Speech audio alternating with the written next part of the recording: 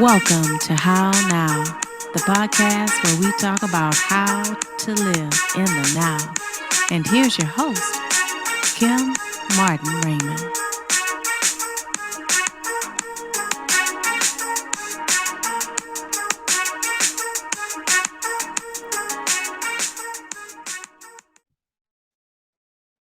Peace and blessings, love and light, and welcome to another edition of the How Now podcast, where we talk about how to live in the now. I am your host, Kim Martin Raymond. I'm a minister, spiritual life coach, author, and founder of Redefining You LLC, where I help my clients to realign themselves, mind, body, and spirit.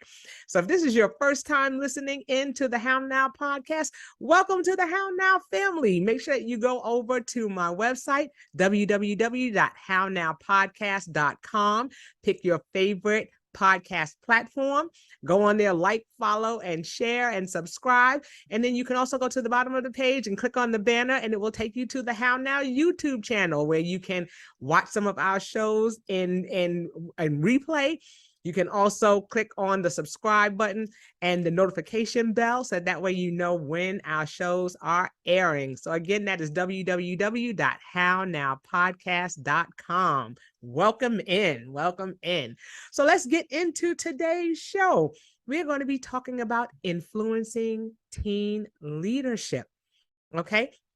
Nathan and I were talking just a little bit before the show started about how this is the first time in history that all representations of every age group is in our workforce. We're seeing a lot of that. We're seeing millennials, we're seeing Gen Z, Gen X, Gen Gen Y, LMNOP, everything. We're seeing baby boomers. Everyone is being represented in the workforce. But it's important for us to focus in on our millennials, our children that are up and coming. These are going to be our future leaders. These are going to be people that are going to be leading our country, and we want to make sure that we feel confident in that. And we're not like, uh-oh, we're in trouble, because you'll have some people that will say, millennials, they act entitled. Some of the, they ask too many questions. They're doing this, that, and the third. But are we equipping our youth for leadership? Do they have the tools necessary to be able to be our future leaders in this country? And to help me talk about this is my wonderful guest. So, of course, as is customary with the How Now podcast, I'm going to have him introduce himself at this time, and we're going to get into it. Thank you so much, Kim. So great to be here on this podcast, able to get this word out. So my name is Nathan Jarosz. I'm from Northeast Ohio, so specifically the Akron, Summit County area. And I run a nonprofit organization I founded about 5 years ago called LITE, Leadership Influencing Teen Empowerment. And the entire purpose of this organization is to give equal opportunity for students to learn about higher educational leadership skills. We know that if you are privileged enough to go on national leadership programs or be part of different clubs that have those leadership aspects taught, or if you are able to go into higher education, specifically in management or leadership concepts, you learn these skills. But what about everyone else? Just like we learn math, science, history, these universal skills in life, leadership is also a universal skill. No matter what industry you go into, a trade, college, the military, family life, personal life, these leadership skills are applicable. So this is an organization designed to provide these opportunities in class with students, so that as long as those students show up to class, they start learning about some of these leadership strategies and concepts they can use in their lives. I'm also an author of the book Leadership, the Universal Skill, that launched last year, just to help share the concept that everybody can be a leader with the right opportunities, practice, and experiences. Yes. And you make a very key point. It's all about opportunities. Right. We have to be, exposed to things in order for us to reap the benefits of them. And so it is important that you say that it is about opportunity, making sure that we are creating these opportunities for our children to get the principles that they need. We see a lot of those leadership traits established in children that are exposed to Boy Scouts and Girl Scouts. And, I know you are a former Eagle Scout, and things like that. We want to make sure that those opportunities are afforded to those who may not have the experience of going into a specific leadership program. Some children may live in inner city areas and they may not be exposed to having those things, but they can also be our future leaders, even our community leaders, and they need those skills. So it is important that those opportunities are afforded to them. So let's roll back a little bit, because you said that you started 5 years ago. Yes. And so that was pre-COVID. So what was your program looking like then? And then kind of talk me through what happened once the pandemic hit, and what it's looking like now. Absolutely. So I know the original design of it was for us to be sort of like a corporate trainer. Just like corporate trainers go into a business to provide discussion, presentation, maybe activities on a leadership concept to a business. We were doing that for schools. I come in as guest speakers, because I know one of the biggest complaints I've heard with different integrations with schools is that they go, well, they want us to be mental health experts. They want us to be social emotional learning experts. They want us to be all these different things. I just want to teach science, or I just want to teach my subject. Right. And so instead of trying to put more and more onto teachers, we're seeing ourselves as that assistance, that support for the schools, that they don't have to be the experts. They can bring us in and we will be able to work with their students in class to give them that similar experience. And so in our first kind of before even the organization started, I was working for another nonprofit, and they did more risky choice behavior topics with students. So drugs, alcohol, peer pressure, a variety of topics like that. But I thought, well, what if we had an approach, instead of saying, here's what not to do, here's what to do. Here's what we can do as leaders, as individuals. And so I was able to pilot a leadership program. It was only 4 sessions at the time. And by a session, I mean a class period. And we reached 800 students, about 8 different high schools in the area, 2 different counties, because it was kind of that checking of, is this needed? Is this new information to the students, right? Am I the one out of touch? Are they getting this? And well over 75% of students said that this was new to them. I had teachers telling me that, is this going to be back next year? Because they really enjoyed what was being taught. And it was something that wasn't new, that wasn't already previously learned by many students. And so with that, I saw like this kind of needed its own home. And I ended up pursuing the nonprofit route, or the 501c3, starting the business. Yes. And from that early point, I mean, we reached over 1,200 students in our first year. Great reviews, great remarks from teachers who wanted us back. Even many teachers asking, is there more? Are there more sessions? And so we started expanding, having a full week, 5 sessions. Then we had 6 sessions. And then when the pandemic hit, we had a strong second year. We were close to getting 1,500 students that year as we were growing even more and more. Didn't have much success in that spring of COVID, because that's where we had all these schools scheduled. Things kind of shut down. Everyone was trying to figure out what was going on. Right. And then the next year, we made all of our programs virtual, and we still served some schools. But I heard from others saying that, hey, we love what you're doing. We want to bring you in, but we're just so behind. We're so behind on just the basics that we're just trying to keep them up. And so it was sort of a down year numbers wise, about reaching students, still able to reach some, but this past year, we weren't in the fall at all, because some schools, they didn't want to bring in guest speakers. They wanted to keep their bubble intact. But then once the spring opened up, we were back into schools, reached about over 700 students, similar feedback. And now we're off to a hot start this 2022-2023 school year. Awesome. And that's the thing, it's a matter of making those crucial pivots. Right. When things like this happen, we have to say, okay, well, what can we provide? How can we provide it? How are we best going to be able to serve these children? And the fact that there is still a desire for it, and that people were looking for it, that's something that's definitely critical. Because now the question is, all right, now that we're in this pandemic, we've had so many people that have been talking about self-care, and so many people have been talking about self-reflection. There are all of these different, buzzwords that are coming down the pike, or that have come down the pike as a result of this pandemic. Were there things that you had to add into your program with regards to leadership that may not have been in the initial launch of it as a result of COVID? Well, I think what's interesting is that when we go into emotional intelligence, so those are the concepts of self-awareness, self-management, social awareness, and relationship management. all of those skills relate to the self-care that we're talking about, Yeah. or the mindfulness that we talk about, that so many people emphasize when they are working Right. with students, or the term social and emotional learning. So there wasn't as much changing in the content that we were doing, but there was a big change in just the delivery. I know, because it's when you're in the classroom, you're able to read facial expressions easier, right? Because Right. you're actually making eye contact with them. I'm seeing, okay, do I need to speed up this portion? Or you see the confused faces and go, okay, I can give a better example to help them understand. You don't have that when you're doing virtual. You're looking into your webcam if you're doing it properly, and Right. then some kids don't have their video on. And Right. some because they don't want to be seen, but then others because maybe they just don't have the capacity. They don't have the capability, right? If Right. they turn their video on, then everything starts to buffer. And so it's understanding that we're trying to get this information to students and get the right opportunity to them.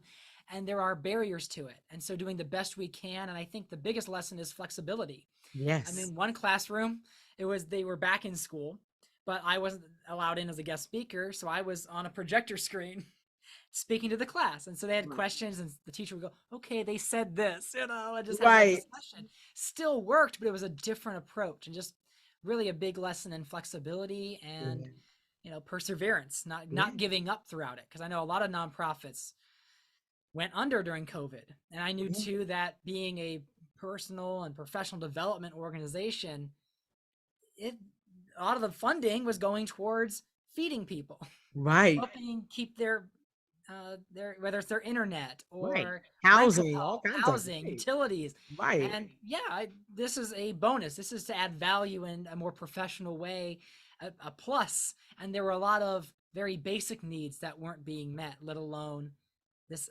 additional benefit. Yeah. And now what's interesting about it is that, when you talk about leadership skills and you talk about having to make, professional pivots, I'm sure you had some personal pivots that you had to make as well. And Absolutely. it's interesting, and because I'm sure you had to use some of the very concepts that you teach, in order to keep your business and to keep yourself afloat. And That's right. so, it's wonderful when you have a business where you can actually use the skills that you're teaching, and that's what we want to see. We want to be able to see that, okay, as a leader, I know that I need to do this, and I need to make these Right. specific pivots so that way I continue being successful as well. So not only were you able to do that, to present it, you were able to show yourself as a real life example. So talk a little bit about the personal pivots that you had to make and some of those skills that Right. you were able to use. Well, I know that even starting a nonprofit, I started it when I was 23 years old, the whole process. And I learned how challenging that can be. Because Yes. again, when you're starting a nonprofit, you often get the challenges of, well, you don't normally get funding until year 3. Right. And you don't normally, like, they want to see that you can be around for a while. And I'm going to, in order to get funding, you need to have data. And of course, anyone else who's tried to start something knows that, well, if you had Right. funding, you'd be able to get more data. And so there's Right. that constant back and forth.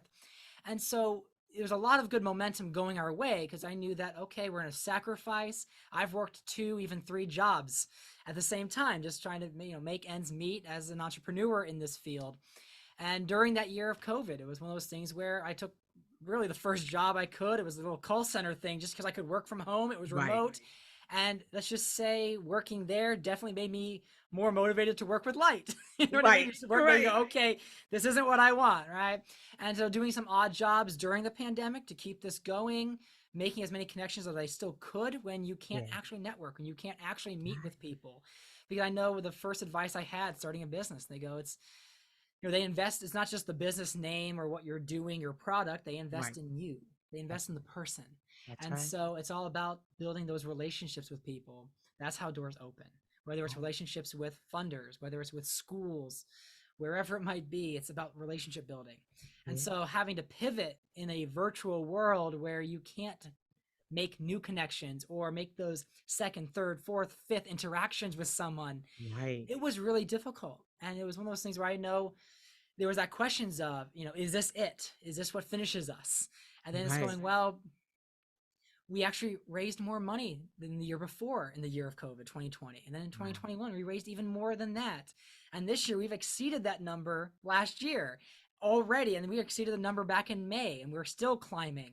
And Awesome. so seeing the investment by the community and the support of the community and what we're trying to accomplish just helps keep that motivated. And Right. even, and not just the community support, but also, it's just the interactions with students and teachers. You know what I Right. mean? When you have kids that are sharing evaluation comments about how this is one of the best experiences they've had in school, or when they're Right. talking about how I never thought of leadership that way. Right. And like one of my favorites, and this was not during the pandemic itself, but the very first school we were in, one of the students said in their evaluation sheet that their favorite part of our program was that he asked how we felt. And I Right. just never forgot that, because I've had similar comments, that just having this program about how they can be a leader, what their purpose is, asking them questions about how they would handle certain situations about diversity, team development, problems, emotional intelligence, how they just felt that their voices were heard. Because it's not just speaking at them about here's what you do, but also that inside out approach. Because we've all been in situations observing leadership or observing bad leadership or good Right. leadership. And we have experienced that.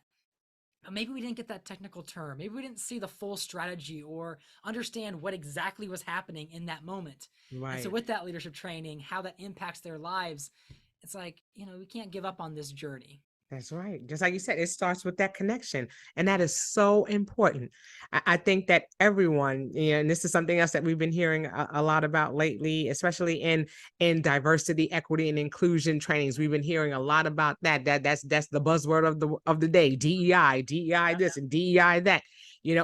It's making sure that people have a voice and making sure that people are heard. So I love that you said that first comment was just that, had a person ask how I was doing, where I was at, how things were going with me, because it starts with that person being in touch with their feelings and emotions and being able to express themselves so that way they can effectively receive the information.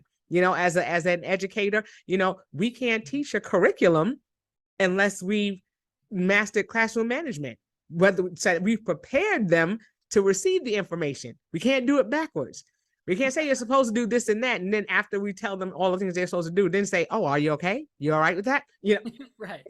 We don't want to do it backwards. We want to make sure that the children and our youth are in a space of being receptive of what it is. We know this is an information age and that they're being bombarded with information, but it's what are they doing with that information?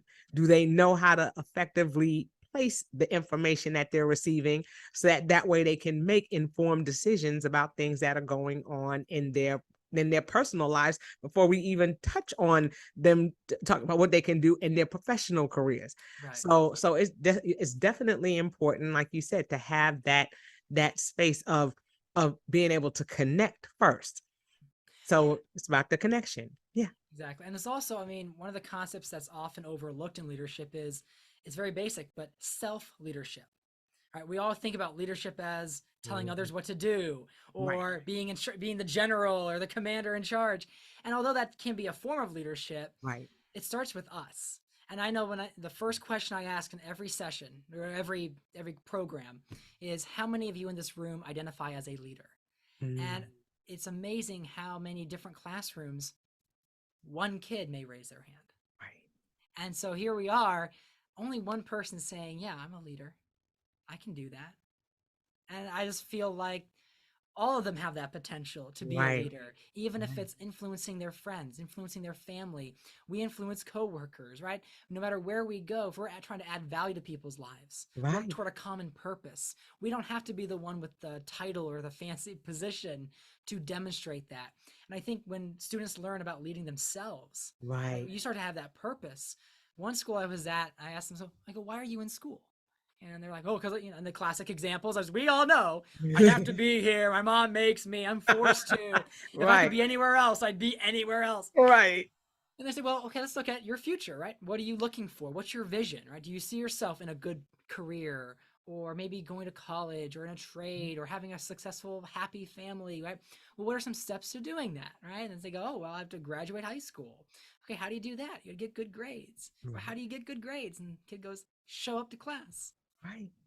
And you see that once we have that purpose, every day starts to mean something, because we're working towards something. We're not just existing, but we are truly living in our lives. We're leading our lives. And Right. so even if it's as simple as understanding how to lead yourself, those values are often not expressed or even taught. And they Right. don't even learn that. And then when I train adults and I'm sure when you've trained adults, they probably go, I wish I would have had this when I was younger. What if Absolutely. I learned these skills when I was in my teens or in my college years? Right. Right. And it's like, well, let's do that. Right. Let's give these skills. Let's have these discussions earlier. That's it. And that's key. It's all about the discussion and that it's an exchange. It's not just you standing there telling them what it is that they should be doing, but asking them, okay, what are your thoughts on this? Do you consider yourself a leader? Do you consider yourself an influencer? I like that too, because that's a term that we hear in social media all the time, that these people are influencers. What makes you an influencer? What is where does that term come from and how do we define that? Are you an influencer? Sometimes we don't know what we are because we don't know the definition of everything. Right. I remember when I first started out as a coach and I was like, a coach? I was like, you mean like a sports coach? I don't play sports, and they were like, no, not that kind of coach. Then I was thinking, well, the only other like life coach that I know is like, Ayala Von Zan or somebody like that. I was like, well, I don't know. I'm not quite like she is. And so, and until you can define the terms of, you hear certain terms, but until you understand what they mean, you don't know that that's possibly what you are. And until somebody, explained to me, what a coach was and what they did, then I was like, oh, yeah, I do that. Yeah, I'm a coach. But you don't know if you're not exposed. And the younger you're exposed, like you said, the more inclined you are to have something to move towards if you know where you're moving. It's like, where am I going? That leads right into perception. That's one of our main topics. And I normally lead perception right into diversity. But it's just that we can see the same facts, the same way, same thing in the world, right, and perceive it entirely different. Like the word coach, the word leader. There was someone I talked to and she was, well, my grandson says he doesn't want to be a leader. And I said, well, guess that depends on how your grandson perceives a leader. right. If he sees a leader as someone telling others what to do and being a boss, he might not want to be that. Right. I mean, I may not want to be just someone bossing people around. That's not, right. If that was my definition of a leader, then yeah, I probably wouldn't want that either.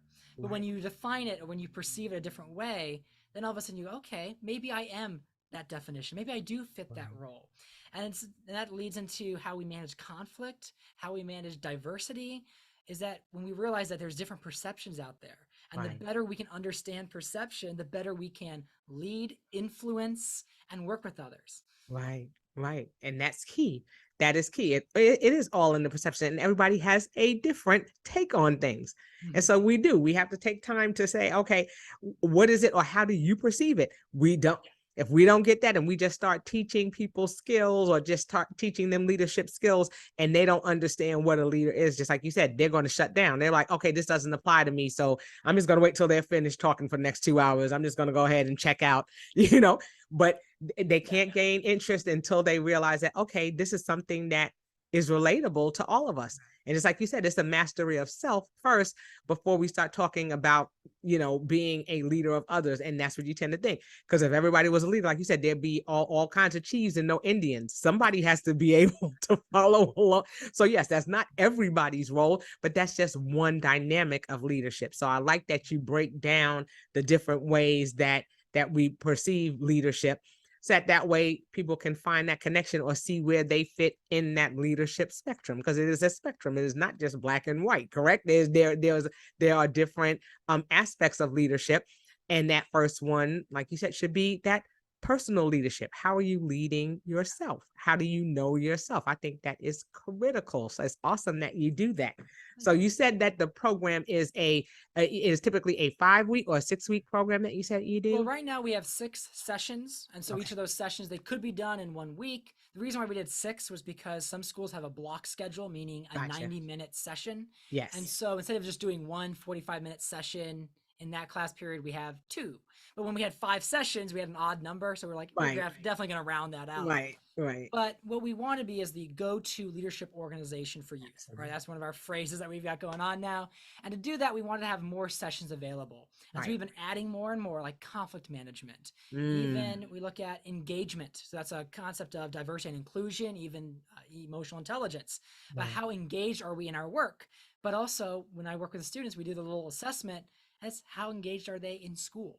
what Yeah. drivers drive that engagement, or what makes them disengaged with school, and having Right. that discussion with them, Right. creative thinking. And one that I love is right now that we have is followership.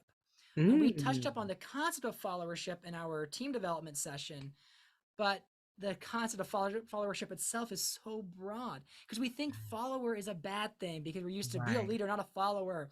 Or the example of if all your friends jumped off a bridge, would you follow them Right. off the cliff? Right. And there is bad followership or blind followership that does exist. And we just follow any influence. But there is good followership. There's ways of demonstrating leadership skills in a follower role. And right, it's good to be a good follower because I love that. we look for good followers as leaders, and there's Right. gonna be times that we're gonna need to be the good follower. And Right. sometimes people look at, my boss tells me what to do, or he's telling me that it's like they told me to take out the trash, and you go, well, yeah, that's because the manager had to delegate a certain task, right? And as a Right. good follower, it's not unethical to do that, right? Right. But it's just something maybe you don't want to do, but you do it to the best of your ability, best of your attitude, and that's demonstrating good followership. And so some of those different broader topics that we're trying to dive into, even one we're working with some de-escalation experts. I think you've had them on Yes. your show. We've been talking about Yes. gentle way, because Yes. again, there's a lot of times we look at conflict, which is Yeah. basically just a need being obstructed, right? Right. Or the perception that our needs are being obstructed. And so when we start to see the strategy of conflict, we can better manage it. That's And right. a lot of times we get exposed to conflict skills when we're in conflict, which is the last place we want to learn how to manage conflict, right? We're Right. mad because of the situation. Right. We're not looking at learning right now. We want this resolved. And so when we equip people with these broader topics, doesn't matter where you're at, right? They all apply. Right. And I love that. Because it's about being proactive and not reactive. Just like you said, because we tend to do that. We're in a very reactive society. Everybody's got their cameras rolling because they're waiting for something to pop off. And, Yeah. and the thing is, we want to try to catch people, making wise decisions prior to, and just like you said, not in the midst of it, or or being in a space of being in a vacuum. You don't want that to be their experience. You want them to be able to say, okay, I'm familiar with this. When you talk about knowing yourself and understanding yourself, knowing your triggers, knowing those things. And what do I do? Do I wait until I'm triggered and then react? Or, do I see these things coming? Do I know enough about myself to say, okay, I see where this is going. Let me start, putting, things in place so I know what to do. So it's definitely a matter of proactivity. It's definitely a matter of saying, okay, these are, this is what I need to do in order to be successful. You have to be an effective follower before you can be a leader. Just like you said, people don't just, take a running start and just jump to the top rung of the ladder. That's not what happens. You're going to hit a couple of things on the way down. Absolutely. So it's going to be a little paper. So ting, ting, ting, ting, ting, ting. That's where you're going to be going. Well, like anything in life, right? If we just wing it, we might have some success, maybe if we're lucky, right? Not impossible. But normally you have that preparation, that game plan, right? If you go into sports, an easy analogy there on teams, right? And you just run around the football field, not with any cohesive strategy, you're probably going to lose. Right. But when you take the time to strategize, practice, prepare, then all of a sudden you just execute. And so we look at a lot of things that students learn, right? And it's all important things from math and the sciences, history, but oftentimes those leadership skills aren't taught unless you're on track to be a manager or in business. And it's like, well, if everyone had that same foundation, how would our world be different? If everybody had that similar understanding of SMART goals and communication skills, better listening skills, and so forth, all these different leadership things, or even the concept of servant leadership. I mean, we look at our program before and after, we assess kind of their growth. And when they start out, barely any identify, maybe 20, 30%. I mean, that number changes to about 70% when we finish. About, yes, I am this. All right, perceiving what servant leader even means and identifying as, yeah, I can be that. And so just learning what this is so we can have that game plan, that strategy for success, and making it, equally accessible. Because oftentimes, again, if you don't have the money, don't have the privilege, don't have or it's always the top kids. I know one of the barriers I've had is my program is designed to reach every student, which means you get students who are at risk. You get Right. students who are just maybe right now in the middle, right? They Mhm. pass, but they're not as engaged or they participate. And then you Yeah. have the high achievers. And sometimes the high achievers, right, they're getting the scholarship opportunities. They get the experiences that are wonderful, but so many are left behind. Yeah. And so the idea of like LITE is going, no one should be left behind on these I concepts. love that. I love that. And that's so important because just like you said, there are some children that are in that top tier Right. that need it as well, because sometimes they're being pushed Mhm. or there's a certain level of expectation. And so it's not something that they're doing voluntarily, it's something that they're being forced to do. Then, Right. like you said, there's that other side of the spectrum where they are not afforded the opportunity. They're not given the chance to participate in programs like that. So I love that is inclusive of everyone, because everyone on every level, we don't know how or why they are experiencing what they're experiencing, but everyone should be able to have that level playing field of saying, okay, I understand the concepts, and just like you said, now I can execute them. Right. But I have to know what they are. I have to be exposed to them. So I like that the program is like that. It doesn't single out anyone. It doesn't Right. put someone, says, well, you know what, you don't qualify for this. What does that mean? I don't qualify for what? I don't even know what I was qualifying for, and what are the Exactly. parameters, Well, and even speaking to the proactive part, because the other overcorrection, or maybe the opposite way of doing it, is there was one school district talking about how they wanted to implement their social emotional learning curriculum, and I said, oh, that's great. You should be doing that. I go, now how is that implemented? Like, what grade level? Is it a separate Right. class? And they said, oh, well, it'll be administered during detention.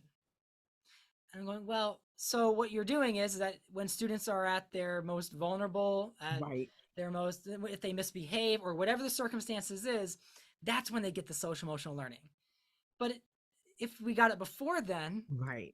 maybe they wouldn't have done the inappropriate behavior or done Right. the action that got them in there in the first place. So Right. sometimes it's the top students get the opportunity, or the most challenged students get the opportunity at a position where they're probably not as receptive to it. But Right. what if we were more proactive, making it more universal? So that's one thing I've been pushing for. And as you mentioned, the best word there is it's being proactive. If Yes. people, and like I've told them in leadership, when you're working with your team and you don't tell them what's expected of them, they're Right. probably not going to do very well. Not Right. because they're bad, stupid, or ill-equipped, whatever. It's Right. because they haven't learned what's expected of them.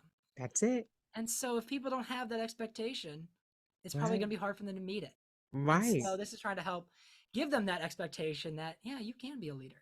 And I That's mean, it. I was blessed in my life. I had people who thought I could do anything, who Right. believed in me, who challenged me to be the Right. best. And I mean, that's there's the psychology concepts on that, where, when you have that expectation, Right. that, you're that self-fulfilling prophecy, right, that you're able to meet. And when you have low expectations, you likely meet those low expectations. Right. When someone Right. says you're going to be a dropout, and probably, maybe they'll There's drop a out, right? possibility.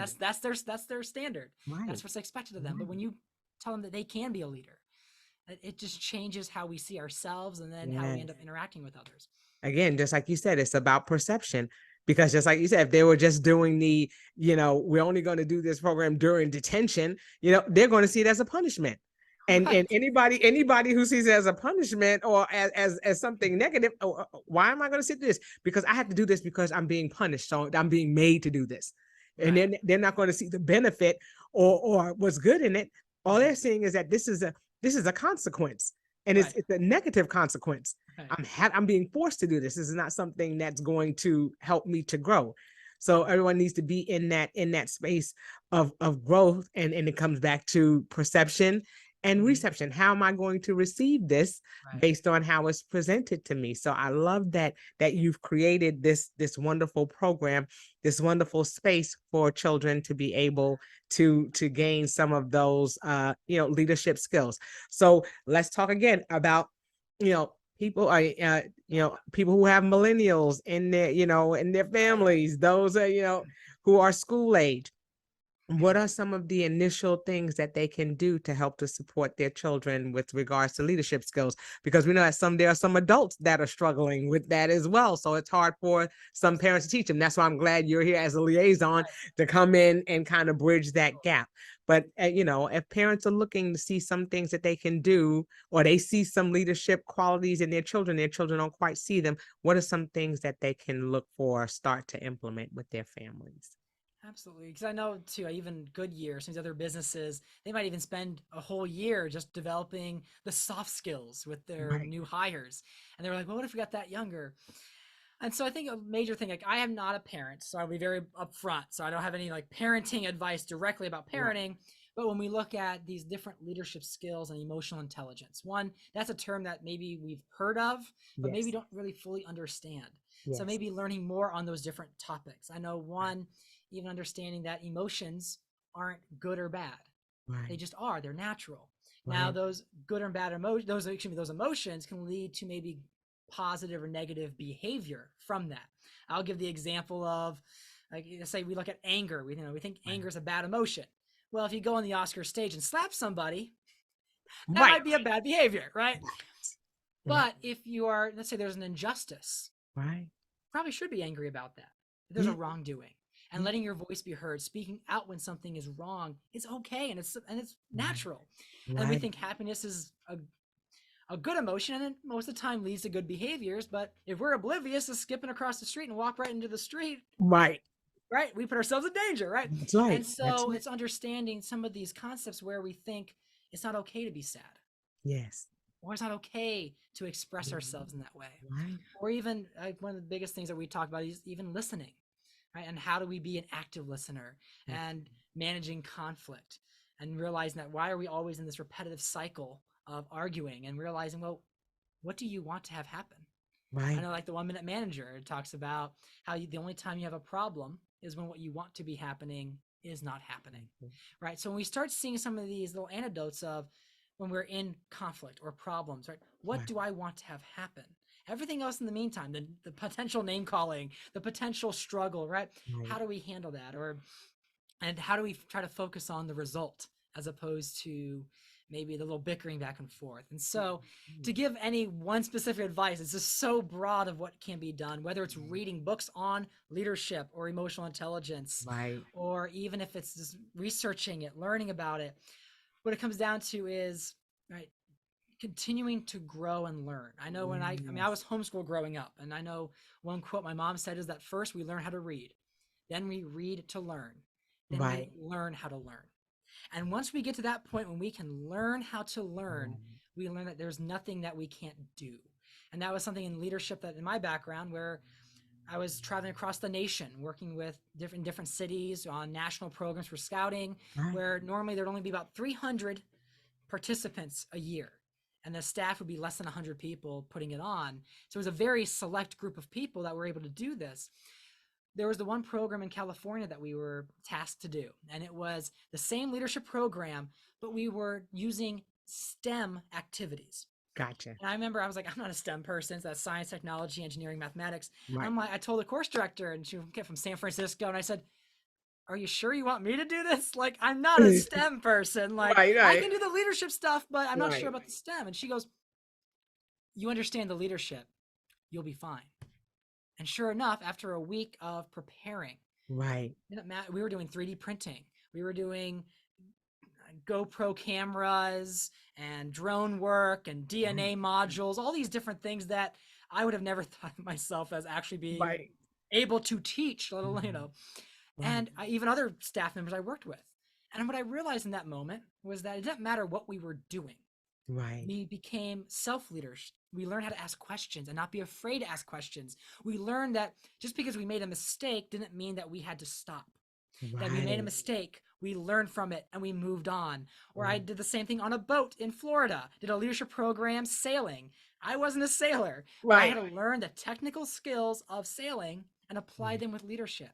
And Right. so when we become that, I look at it as self-leadership, but when we become lifelong learners, all of a Absolutely. sudden there's nothing we cannot do. That's right. But oftentimes we get so caught up into, well, I am just an engineer, I am just Right. We a put ourselves in a cashier. box. Right. Right. And then we realize that this universal skill of leadership is applied anywhere. And so Amen. once we put ourselves in that journey of being a leader, we Yeah. learn that, like John F. Kennedy said, leadership and learning are indispensable. That's Right. it. And if anyone says that they're a perfect leader, right? I can think of one thing already that they can work on, but Right. right, but maybe humility might be part of Right, it. right. Self-awareness, self-management there, right? Learning some, where you can grow. Right. But again, we're always learning. And that's where sometimes we I look at it's love hard that. to be a leader is because we are flawed. We do make mistakes. We Right. are vulnerable. Right. But even working with students, going like part of being a good listener is asking questions. Right. And you think that's not a listening tip, but it is. It If I'm is. not able to understand the message, if I'm missing something, Right. being proactive, Right. being willing to put myself out there to get the answer, maybe get Right. that clarity. And sometimes we're afraid to ask questions in fear of looking stupid or Right. making, oh, I didn't know this. But let's just say I'd rather ask what appears to be maybe a dumb question Right. instead of doing something dumb because of ignorance or negligence. Right. Because I've learned starting a nonprofit, people Yeah. are willing to help you. Yes. They're willing to ask. People are right. And I love that. And that is something that is so critical that we teach our children to be lifelong learners, like you said, and also that they, never to be fearful to ask questions. The one thing that we never want to do, and this is something that I do in some of my trainings with young people and with people who are teaching young people, Yeah. is that we never take away their voice. It's Right. always a matter of giving them the voice, give them the vocabulary, give them the words, have them have that conversation with you. Tell me how you feel about that. We are beings that exist in homeostasis. When we tell a little boy, man up, stop crying, Right. don't do that. We're stopping them from expressing their emotions, and what we're doing is we're causing dis-ease, not necessarily physically, but it can be mentally too. Recently I was doing a training and had someone to say that there was a parent who used to tell the little boy, man up, stop crying. And he hurt himself and he didn't cry. And then the parent came and put a wig on him and was like, see, you're a clown. When you cry, you're a clown. Wow. Now, do you see the impact that it can have on somebody when you take away their voice, when you take away their opportunity to express themselves, the kinds of, how toxic that can be Right. for a child, and how toxic it can be for that child who eventually becomes an adult. Now, that's something that he'll have to live with. He's going to be traumatized. Now, you've traumatized that child, and now they think that they're not able to do things, but it's because they were suppressed in what it was that they were trying to express. As a child, children are going to cry. Things are going to upset them. They're not crying for no reason. There's a reason behind why they're doing it, and it needs to happen so that way they can get back to a space of homeostasis, so that way they can function. So we have to be so careful, not to put children in a position or put them in a box where they don't see any way out of that box. I love that you say your mom, made sure that you had opportunities, so that way you knew that there wasn't anything that you couldn't do. Yep. So it's important that we raise our children in that way. Yeah. I know when you were talking about the kid, and it's like one of those things where it's a natural reaction when you feel pain to give a response, to talk about it. And I mean, who knows in the future, right? If you have a pain, you have a discomfort, and you're, I'm going to man up. How many times is it something that if you went to a doctor and got it examined, Correct. you would get something that was in an You would earlier get the help that stage you than needed. it could have Exactly. been. And so that, right, we start to see that where that will be a problem in the future Right. is when we fail to be able to express what's going on. That's right. And again, when you're a kid and when you grow up, maybe you cry less, maybe you cry, you can Right. cry at times. There's Right. different ways of handling it at different That's moments. right. But when That's you're told right. not to be able to be yourself or to express yourself, Yes. it's just Yes. it would be a very difficult way to proceed. And I Right. know, well, and that's where we look at a lot of leadership lessons, or how people learn leadership is just through observing, right? We learn everything from a curriculum, a program, a training, but Right. we learn leadership by who we observe. And so when we see someone demonstrating bad leadership or ineffective leadership, Right. we think that's leadership. Right? We have a boss, they were rude to us, they were mean, whatever. Well, I don't want to be a leader because I don't want to be like him.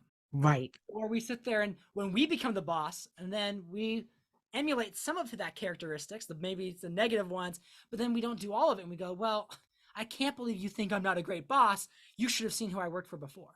Right. right? And we're always looking at it as, well, I'm better than the worst person behind me. And Right. that's because that's what we may have been accustomed to. Or That, we had the privilege of working for a great leader. And then we just follow what they do, and it right. may work for us because Right. likely those characteristics were positive. Right. But unless we take that opportunity to learn what leadership is, then we go, oh, well, I know why it didn't work out for the guy that was rude and Right. bossy and domineering, but Right. and then we know what they did right for the, so when we just learn through experience, we're Right. not seeing the full picture of what is leadership. We're just going with what I've observed Right. is this. And that comes down to our Right. perception and our experience of Absolutely. what's okay, what's not, and is that leadership or not? Right, right. And I think that that is amazing. We have to be able to know the difference. We have to be able to identify those things and say, okay, well, I can discern that this is not a good leadership quality and this one is, and that we can glean from those experiences and take the positives and be able to run with those as opposed to focusing so much on the negatives. So like I said, we can go all day talking about leadership because this is just something that is so critical and so important and so necessary, especially with our children, like I said, who are going to be future leaders, for those who are going to be influencers, making sure that they're in the best position and given the best opportunities to be able to do that. And it starts at home, and it starts with them. It starts from within, and being able to identify certain things, identify triggers, to identify, ways in which we can, self-regulate. There are so many aspects of leadership that we can go on and on, but I appreciate what it is that you are doing with LITE, what it is that you're doing in your area to bring awareness to children, and that is virtual. So before we go, I want to definitely ask you to tell people how they can get in contact with you, how they can learn about your program, how they can gain access to your book and begin helping their children in that personal journey. Absolutely. So for the nonprofit, our website is LITE, spelled LITE, then USA.org. And that will show you kind of an overview of all of our high school programs. We do have a middle school program as well that is a little bit more interactive as well, with some middle school games there. We also can provide DISC assessments. So DISC stands for dominance, influence, steadiness, conscientious, different behavioral differences among people. Yes. And so we can do any of those, whether it's in class with people because we're willing to travel depending on the situation, Right. but also we can do it virtually. If you just want to put me up on the screen, that's perfectly fine too. And so we have our contact information on that website. Very good. If you wanted to look deeper into just the concept of leadership, there's my book that's on nathanjarosz.com. So that's NATHANJAROSZ.com. And that's where the book Leadership, the Universal Skill, you can find that on Amazon. And of course, that goes into not just like the background of leadership. We talk about the ethical, effective leadership model, that as a leader, it's important to be ethical as well as effective to be a quality leader. And then we talk about what does it mean to be a quality leader with some different leadership tips. So if you're interested in that, we'd be love for you to take a read on that. And of course, feel free to reach out with any questions, or if you're interested in the program, we'd be happy to work something out with you. Yes, absolutely. Okay, so that is www.lite,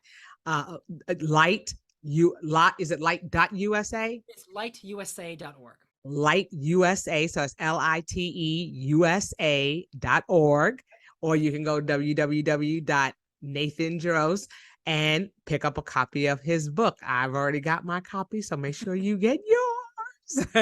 So again, we thank you so much for coming and sharing. It's all about making people aware of the things that are going on around us. That way we're equipped to make the most conscious and effective and informed decisions. And that's what How Now is all about, making sure that we're creating those types of platforms for those who are seeking to do things in this now. So again, thank you so much, Nathan, for being with us. We appreciate you taking time. And as I say to all my guests, you're always welcome back as your program changes, because what it is now may not be what it is 2 weeks from now, an hour from now, a couple of days from now, a year from now. So we definitely like for you to come back and share with us the things that are going on in your now. Now, one other question that we ask, or that I ask each one of my guests, is how are you? I mean, what are you doing to function in the now? What is something that you do to live in this space, or to function in this space that we're in right now?